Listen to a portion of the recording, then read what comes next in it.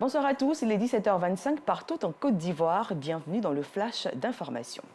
Le renouvellement du parc auto en Côte d'Ivoire, entamé par l'État ivoirien en 2015 au cœur d'une rencontre, face aux nombreux problèmes rencontrés avec les véhicules qui leur ont été offerts, les transporteurs ont initié récemment dans la ville de Yamoussoukro des échanges avec des concessionnaires et les bailleurs de fonds. Clément Boko.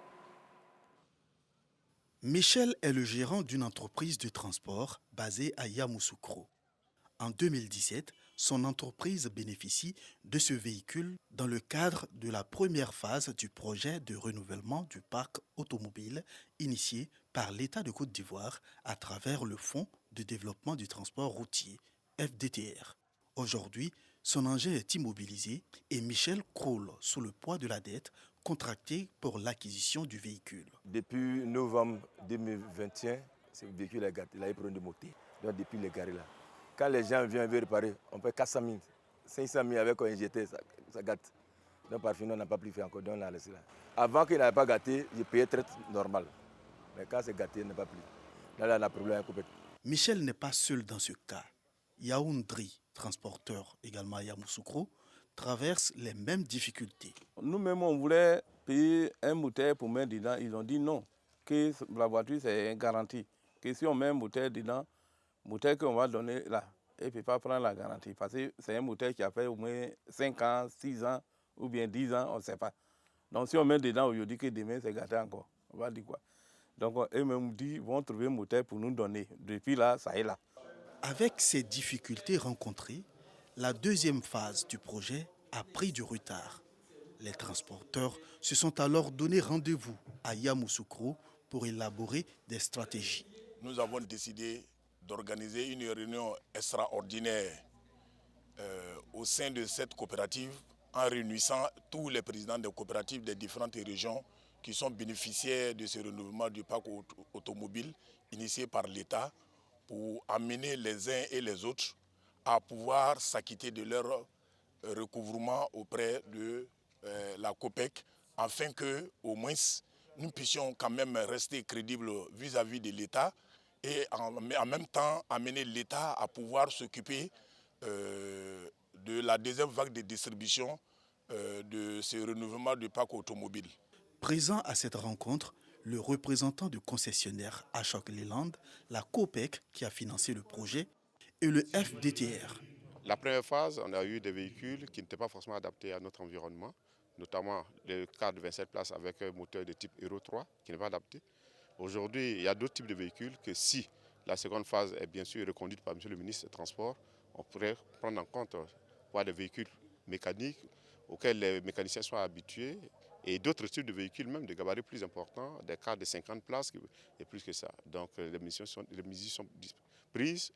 Il appartient aux transporteurs de payer les traites de cette première phase-là pour que le ministre soit fort pour aller défendre le dossier auprès du président de la République, du Premier ministre et du président de la République. Après une journée de réflexion, les transporteurs se sont engagés à faire diligence auprès des autorités compétentes pour que redémarre le projet de renouvellement du parc automobile en qui ils fondent beaucoup d'espoir.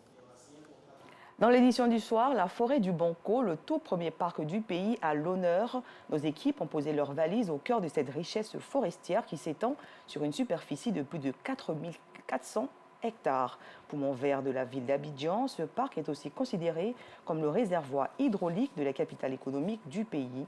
Le parc national du Banco, connu sous le nom de forêt du Banco, figure en bonne place sur la longue liste des sites à visiter en Côte d'Ivoire. Nous vous invitons donc à suivre ce reportage exclusif de nos Sangaré et Gilles Tonien à 19h30 dans l'escale 225 de ce soir. À l'international, au Burkina Faso, le pays secoué depuis hier par un second coup d'État en l'espace de 8 mois. Il faut signaler que depuis plusieurs semaines maintenant, les motifs de mécontentement s'accumulaient au sein de l'armée. Le problème de l'insécurité, notamment l'attaque d'un convoi à Gasquiné dans le Soum, région du Sahel, la semaine dernière. Les troupes dénoncent un laxisme de la part de Paul-Henri Damiba, cet homme de terrain compétent qui jusque-là n'a pas réussi à mettre fin aux attaques djihadistes. À ces mécontentements se rajoute le retour de Blaise Compaoré, mal vécu par certains militaires. Ils y ont vu l'influence encore trop forte de l'ancienne garde républicaine dirigé par le général Gilbert Diendéré. Et enfin, la frustration a accentué la colère de certains militaires. Ils reprochaient à Paul-Henri Damiba d'avoir favorisé ses promotionnaires du Kadiogo, un lycée militaire près de Ouagadougou, en leur offrant des postes clés dans l'administration. Face à ce putsch au Burkina Faso, des réactions d'organismes, notamment de l'Union africaine.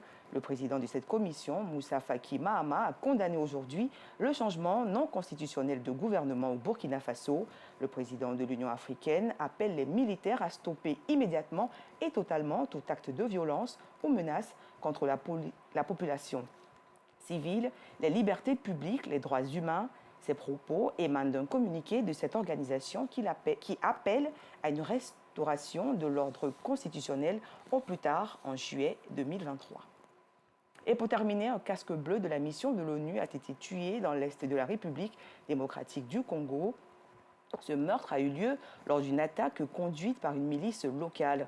L'information a été donnée aujourd'hui à travers un communiqué de la mission des Nations Unies en République démocratique du Congo. C'est la fin de ce flash, je vous retrouve à 19h30.